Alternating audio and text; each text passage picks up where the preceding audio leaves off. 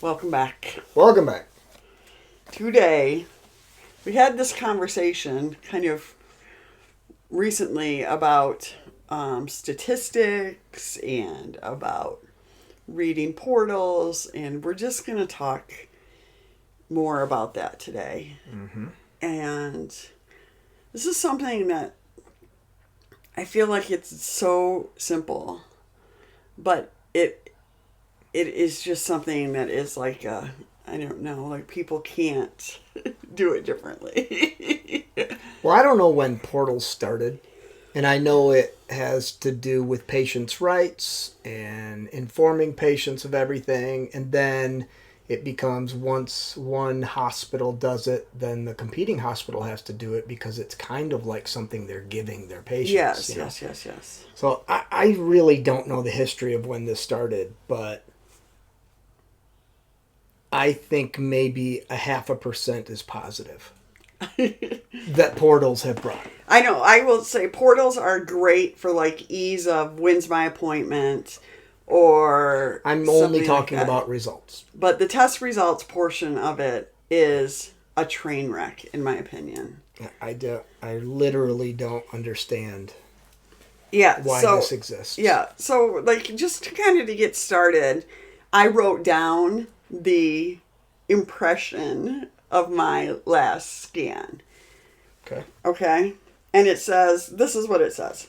Non-specific uptake in right axillary lymph node appears unchanged compared to prior study. In today's exam, and has minimal uptake. Is non-specific but favored to be inflammatory.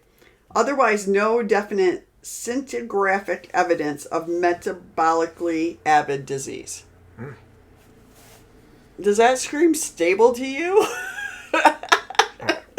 And then, I mean, that's just the top part of it. And then it goes into more things. And like, uptake, da-da-da-da-da. Well, anybody who's been through this a million times, like, we know, like, uptake's bad, right? Like, or that's what at least my brain says, right? So even if I were reading this scan, which I literally don't ever read, I don't know what there is to gain from that, right? Doctors have to hate this too. I Because they have to have patients coming in sure. going, I read my portal and mud it. Yes. And they're just like, relax. Exactly. So, I mean, I've been thinking about this, and the only thing that test results through portals prior to talking to a physician get you is anxiety. Yeah. You're not going to do anything with that result. You're not going to understand completely that result. You're not going to change anything you're doing right now prior to meeting with your physician Right. because of that result. Yeah. The only thing it induces is anxiety. Yeah. The only thing. And if somebody could say, well, no, I guess if you're a physician, maybe, but us lay people, just patients, that's all it does. It informs you of nothing. Right. That's what it's supposed to be, is informing the patient of the results. It informs you of nothing. Right. And the amount of times that I see people literally take something like that and put it on like a Facebook group and say, what does this mean? To a bunch more lay people it's insane. And I think that's also detrimental for people who are reading those, who are also trying to interpret them. Like, this stuff sounds scary. We know what words to kind of be like are triggering. Mm-hmm. And the fact is, I don't have a medical degree, and therefore I feel like it's my doctor's responsibility to read that scan and convey and they what it read means that to scan. it. They understand that scan. Yes. They then go through and maybe meet with colleagues about, hey, what can we do? Or this is nothing, or whatever the plan of action. Then when you come in the patient room, it's not only here, maybe there was an uptake. It's this is what we're going to, and this is what we're going to do about it. Right. And if you haven't read your portal, you're a little surprised by, oh wait, there's an uptake, but there's a plan, and here's what we're going to do. And versus stewing on that for 4 days, 14 days, 30 days. Who knows how many stewing days. on that information, we always go, and it's our human nature to go to the worst case scenario. Yes. And we don't understand it. And then we start Googling. Oh my gosh, what is this? What does this mean? And that's going to give you the worst case also. Yeah. They need to change the portal to, I understand you want to know about your appointments, and that's how you can communicate. That all needs to be available, but you need to have the option to turn off, to not have access to test results. Yeah. That needs to be an option on there.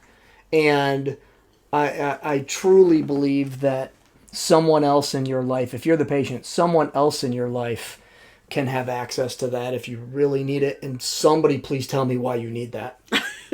But I mean, we got through all of my, at least the what first could you 10 possibly years. need this for? Nothing. Nothing. The only thing is to be informed. Informed about what?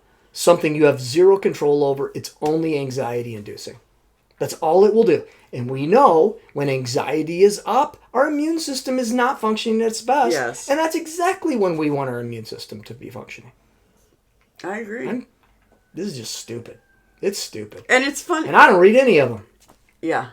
So I don't have this, but I just, from common sense. But even this, I mean, and even we've oftentimes, if I were to get a new nurse or somebody who had come into the room even that I didn't know, would start reading through sometimes, would start reading it out loud to me. And I'm like, stable or not stable? That's what I'm here to, that's all I need to know.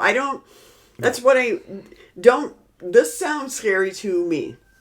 And that's what people, I think we have kind of overinflated that people need to be informed. They have, they do have of course you have rights as a patient and you have rights to your information, but it doesn't mean that we're great at taking that information and interpreting it to something that's helpful.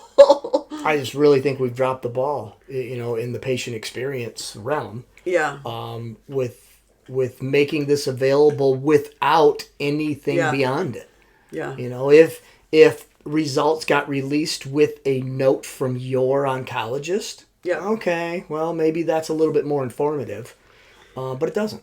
I agree. The oncologist hasn't even seen it yet. I know, and that's the other thing is I think it puts this burden on oncologists that, I mean, so what happens, people freak out, they start calling their doctor a million times. They do all of these different things. Like, it just, I don't know how it's better for anybody in terms of being productive or, It's anything else. It's not better. Yeah. And I think it's fixable though. And I'm really curious to talk to Dr. Mariver. Yeah. And to get her opinion on what is your opinion on the portal. Yeah. And I if I had to guess right now, I think she would probably say, well, there's some good sides to it. Sure. And in communication with patients and all of that. But I know she has to have patients coming in just flipping out. Yeah. Over nothing. Yeah. It sounded bad, but from her standpoint, oh, that's nothing. And we had that many times, right? That I was nervous about something, and it'd be like, oh no, that's fine. That's fine. That just is, So I'm not saying that I've never done this kind of thing. You know what I mean? I remember one time reading, I was taking scans with me, which I quit doing that too. And I read something, I thought for sure it was progression. And then she was like, no, it's fine. What are you talking about? And that just isn't, I don't know. We can do better. And honestly, though, I feel like this is one of those things that as humans we say, oh, I just can't help myself. And you can. This gets pretty deep. We are now in the age, we're going to look back at this 20 years from now in the beginning of AI. The last 4 years or so is the beginning of AI, and it's really taking off, meaning we all have access to it now. Prior to this, it was big companies developing what were they going to use, and the general idea of AI is metadata. It's taking just these extraordinary amounts of data, plugging in your whatever it is, and the computer going out and going doo, doo, doo, doo, doo, and taking this metadata and going, this is the best case scenario. This is the travel. This is the writing you wanted. This is doesn't matter what it is. That's what AI does. Is it looks at metadata and takes from it what the computer says this is most likely the case, and that's by running program after program after program. Yeah. Well, now our brains are expected to keep up with understanding all of this data coming into our brains, not to a computer, to our brains. And it's just not the case. We don't have the capability. We are in information overload right now. Yeah. We're both trying to back off on information overload right now. Yeah. None of it's healthy for us. And I'm just talking on a day-to-day basis. I'm not talking about metastatic breast cancer here. When we talk about the information overload that we're going to look back at this 20 years from now. There's not a doubt in my mind that we're going to go, whoa, we just were not prepared for that. And now where this goes, I don't know. No one knows. The leading people in the fields of AI and in social media and just everything, data. My whole life is data right now, and I bet a lot of yours is too. Whatever field you're in, it's just all surrounding data and not people. Mm-hmm. And we're getting away from the people and getting too much, I think, into data because data is the reason. And people demand data. Yes. So people that aren't plugged in or involved in whatever you're doing. Yeah. I mean, I see that as a healthcare provider so much, like, but it just, there are negatives to that too. Like I used to be able to walk into a nursing facility or, where I was working and I could read a soft chart and it would literally say things like patient, patient's spouse was there or patient very tired or patient blah, blah, blah. Now there are no charts like that anymore. And I walk in and everything just says it's all to be billed. It's all about coding. It says nothing to me. It doesn't help me with the patient experience. And now you could say that as a provider, that person could have put that in there. But also, like the way everything is so driven towards data, nothing soft matters anymore. Nothing subjective. They don't have time to do that. They just have to keep going, right? Mm-hmm. So I think that it does impact this experience overall with all of it. So a portal is just another data input into us. Yeah. And it's one we are not qualified to deal with. Yeah. So we get this input, we don't know what to do with it. We stir it in our minds and it increases our anxiety and it can lead to other things too, for sure. It's just not a healthy thing, and there's many, many, many other examples of this where I can even just like our talk this morning. So I have a Apple Watch, and I have a history of some heart issues, and due to side effects of the medicine and whatever. And so this morning I was telling you that one of the apps that I downloaded is measuring heart rate variability. And lately I've been getting a lot of messages like this is terrible, take a breath, and I never feel bad when it happens. It's been happening more lately. And then on the flip side of that, I wear my watch a fair amount of the time, and it also said new trend detected in your heart rate. And so I looked at that and it's like, oh, your resting heart rate has gone down recently. And again, I'm just like, I feel like, and you said it, is this data overload? And I'm like, yes, right? Because none of this is pertinent to you. Right. So, what I did, what are you going to do? And I'm like, heart rate variability, again, should I mention it to my doctor? Maybe. Yeah. I'll do that. For sure. But I took the app off today because I'm just that's not helping me. Mm-hmm. You know what I mean? And I know. And the watch is an amazing thing. To think that this watch, 10 years ago, that we'd have a watch that we could do everything with. Do an EKG anything, an EKG all the time and any problems. It's like, oh, that would be awesome. And then you become the wearer of it. And it's just when this device is telling me something's wrong with me when it really isn't. Right.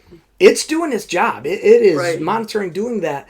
But it freaks us out a little bit. Yeah. How can you not get freaked out by information that you don't know what it is and don't know what to do Right. with? And or another I don't know example. how well it's interpreting things either. True. I'm not saying that it's True. not good at what it does, but does it take into account that I take a beta blocker? Does that affect all of these things where I just go, Is it as accurate as the machines in the hospital? No. Right. There's no way. They would be issuing Apple Watches if that was the case, instead of those things they plug all over you. Yeah.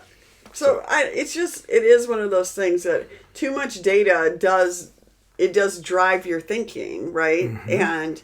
And I want to be focused on, of course, my health, but not in a way that it's like, wait a second, is there something wrong? Mm-hmm. Is it adjustable by me, or should I alert somebody? Those are the things I want to know about. Right. But if it's just this piece of information that is good, it sounds good or sounds bad, I don't know what to do with that. And what am I going to do? I'm going to spend 2 hours on the computer searching and learning about something that I really, in the end, probably find out I don't really understand that. And I'm going to have to talk to a physician. And what I've looked at, the little bit that I've looked at, is like, oh yeah, there's a huge variance in it. Mm-hmm. I mean, more variability is great, but it doesn't mean and again, there's no difference from times when it says, oh, you look great, and times that it says, you look terrible. And I'm just like, I can't, what can I do with that, right? I just need to let that go, right? Just be unplugged. I'm wondering what other people's opinion on this data overload or unplugging or all of this. Are other people feeling just like, I'm getting all of this information, and it doesn't even have to have anything to do with cancer. It can be your job. I'm getting all this information, and I don't know what to do with it. Well, the other thing, I think that's definitely a thing. The other thing that I really deal with is, how much information do I need to take in? I need to output. I need to write. I need to speak. I need to think about what I'm thinking about. And if I am constantly bringing in information, it is stopping me from having thoughts. It's just compounding versus allowing me the time that I need to go the other way. That's, Yeah. So, I mean, I can always learn more. I can always do this. And that's what I feel like our society's very intent upon. Who knows the most or who has done, I don't know if that's I don't know. It feels like a lot, So. I agree. Yeah, it's different. And I don't know what to do with it. I don't know. I do want to dig more into this, though. I want to ask Dr. Mariver. I want to interview Dr. Mariver again. I want to interview other oncologists. I want to just the history of this portal, and can we make it better? It's funny because and some of this came from the fact that there was something on, I don't know, Instagram or something last week, and they were talking a little bit about this, and I did weigh in, and I said I don't read my scan results. I never have. I mean, we've talked about this so many times. I've been very proactive about, telling a new health practitioner, this is, don't list off my spots, all of this kind of stuff. But it's astounding to me how much in the minority I am in this respect in terms of that.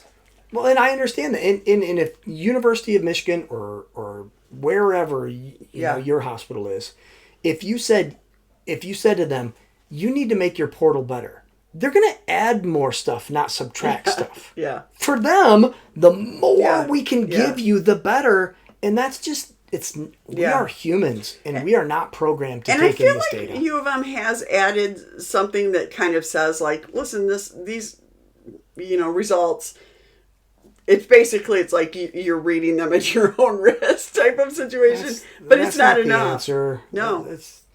Warning labels do nothing. Yeah. Come on, we all know that. Yeah. It needs to be better. There needs to be at least a block in place. I think the question about that for that is as somebody who does consistently read their portal, how has that benefited you? I can already answer it, and I don't care who you are. It has not. Not in any way, shape, or form. The only possible thing is when you read the results of this test, and it is great, positive, and it's in what you understand about it, and you're gonna go yay, and you're gonna go yay 7 days earlier than you would have. Yeah. That's it. Yeah. That's it. Mm-hmm. Not that there's nothing else that you could possibly get. Again, unless you're an oncologist and you're the patient, then you would understand this. Yeah. But no, it doesn't matter if you do understand it. You don't know the plan. Yeah. You don't know if they're going to do something, if they're going to switch medicines, if they're not going to switch it, if they're going to increase the dosage. And you're wondering all of that. Yeah. It does nothing but negative to our brain, and our brain is what matters. Our brain. Yeah. Yeah, and the other thing I was just thinking about is like some of it, if you want to be prepared for your visit, again, let's go old school. I used to call and say, can you let me know if I need to bring somebody? I was thinking of coming on my own or something like that. You know what I mean? Mm-hmm. There are ways to kind of be prepared without, without knowing everything. Right. So, yeah, there's a lot. There's a lot. I go back to day 7 of you being diagnosed. About. Okay. When the big question was, why? Why did you get cancer? Yeah. And they're running these tests, and they're doing the heredity things. They're doing your habits. They're looking at your exercise level, your BMI. They're looking at all of these things because those are the reasons why people get cancer, right? So, but the truth is, most people get cancer other than those reasons. Yeah. The majority of people who get even metastatic breast cancer have none of them. Yeah. So we get so tied up or so involved or, on, I can't remember what the name is. Statistics? No, well, statistics, but I'm saying the mutations. Yeah. What are they? The BRCAs? BRCAs 1, BRCA 2. 5% of cancer patients have those. 95% don't, people. Yeah. And what do those mutations do? They allow your immune system not to work as well. Oh boy, I don't know if she's in the shot or not. Hi, Ivy. They allow those mutations don't allow your immune system to do the job that it should have done in basically fighting this cancer on its own. So, but it's 5 to 10%, people. In looking at the statistics for the other things, the big one that you hear a lot with metastatic breast cancer is obesity. Mm-hmm. Obesity can cause breast cancer. I've heard that before. It's absolutely ridiculous. The studies do not show that, by the way. 20%? 20%. Yeah. That's the number of obese breast cancer people there are. Yeah. That is not, that means 80% aren't. Right. How do we make that? And the stuff just drives me nuts. And you were in the boat of, wait a minute, I don't have any of these risk factors. But we get caught up in that crap. Why? Because we can understand it. Mm-hmm. We can give it a reason. We can go, oh, my mom and sister and grandmother had it. I got it. It is, and that is a very small percent also. I don't remember off the top of my head what the percent was for hereditary, but I think it's like 10%. Yeah. Where they can, by the way, nobody knows. There's not a test that they can give to say it was because of heredity. But I think it's like 10% is hereditary. That means 90% is not. But we can handle that. We can understand that. We can give it a reason. We can give it I am obese, and I got breast cancer. Oh, that is a possible reason why people get it. That's why I got it. Gosh, well, again, then you can get into the whole patient blaming situation, right? Like, for sure. But we can understand that, and we can't understand the data.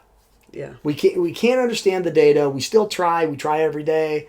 Well, again, that just comes back to our we're constantly trying to make sense of something that we Just literally can't, right? Yeah. We want to know why. We want to know the reasons. And sometimes the reason is we don't know. That is the reason in the vast majority of this. Yeah.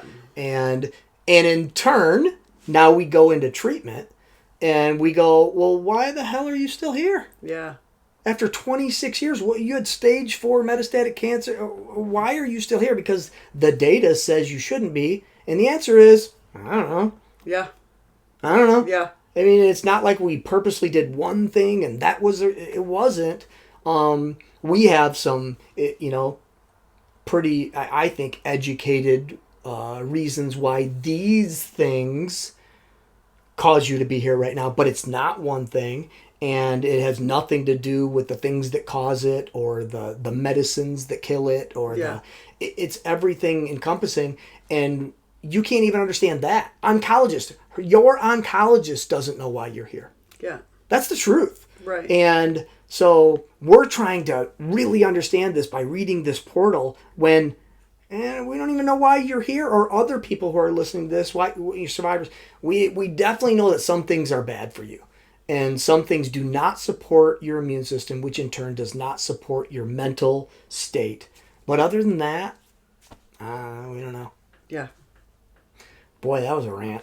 I usually don't do this, but I'm pretty passionate about this. I just think, I feel like, again, in my life, I try to kind of go, if there's something that I can do that really, for me, was not a whole lot of effort. Now, maybe it is more for other people, but like, I learned really early on that reading my results or trying to interpret them was not helpful. So guess what? I don't. Like, I hope it really is that simple. It's true. Sometimes simple things are hard. Yeah. But that doesn't mean that you shouldn't, and also don't, I think the other part of that is that you feel like it's on you to be as informed as possible in this and, and it's not. Like, for God's sakes. It's so not true. Somebody should be able to advocate for you. But also you should have an oncologist that freaking knows what they're doing. So that And if you go back to the 5 to Thrive, that's what we said in that when we talk about medicine. This part's on them. Yes. We're going to completely hand this part over to them. I mean, I just feel like... Because you got 4 things that or 3 really, that you should be focused on. That ain't one of them. Yeah. I just feel like that too. Like, I mean, I look at... I don't know, like my oncologist who just is so smart. My brother who is a doctor. Like, these people are... This is their lives. This is their lives, and it's kind of... what is it? What's the word? But for me to go in there and insinuate that I know better than them, I think that's bullshit. I do too. Like, I don't know. Come back when you get your degree and have practiced for 20 years, right? Like, I just... No, your job is to know yourself and to work within your body and that kind of thing. As far as that was me, I want to work with everything I have available to me. My thoughts, my movements, my nutrition, all of these things. Those are all within my wheelhouse, right? It's not the other stuff. So until they fix this portal, I think you patients out there should get rid of your portal. That's going to sound dramatic. And give it to a loved one. That's what I think. Especially if it were us right now, I think I should have your portal with the password that I know that you don't know. Because it's so damn tempting. Yeah, it's not tempting for me, but for most people, it is. I agree. Well, I think it's not tempting right now because you're 26 years out. I think that's a variable. That's part of it. If you were 2 years out, 3 years out, you were definitely stewing on test results. There was no portal, but it was a big... And to say you're not going to read and it's right there in your palm of your hand? Yeah. It's just too tempting. But if I had it, and if I needed to... And I would never inform you of what I thought was a bad result. Basically, I would never read it either, but some people would, and then they need to be trusted and they need to be coached. And I don't want to know this, and I do want to know this, and what do I need to know to be prepared for this appointment coming up? But you don't need to know any of it. Yeah, I need to know when the appointment. That's why somebody needs the portal to know when the appointment. But it's not you, and you're going to look if it is you. Well, I mean, it even comes across. I mean, you have a new test result, pop, right, as a notification. And if it came on my phone instead of hers, she wouldn't even know that notification came up. Right. I think it's the move until they fix the portal, and they're never going to fix the portal. It's only going to get worse, not better, because that is our society right now. More is better. More is better. Yeah. More information, more data is better. Yeah. All right. I think all of it comes down to, like, also just, it's okay, like, to have expectations of yourself and to stay with them too, you know, and to maybe to do what's right for you, even when it's not what the majority of people do. And I would stand on this one and say, this is right for most people. It is right for them not to be... it'd be interesting to, like, find out how many days collectively you and everybody listening has spent stewing over results. Please let Heather know on this one, because I really want to know, and be honest. Is it a positive thing in your life? Is it negative? Please let her know if you're listening to this, and because I'm not done with this one. All right. Well, yeah. It'll be interesting to see what you feel about your portal. Mm-hmm. So, all right. We're done lecturing. It's not a lecture. It's an opinion. All right. Have a good week. See ya.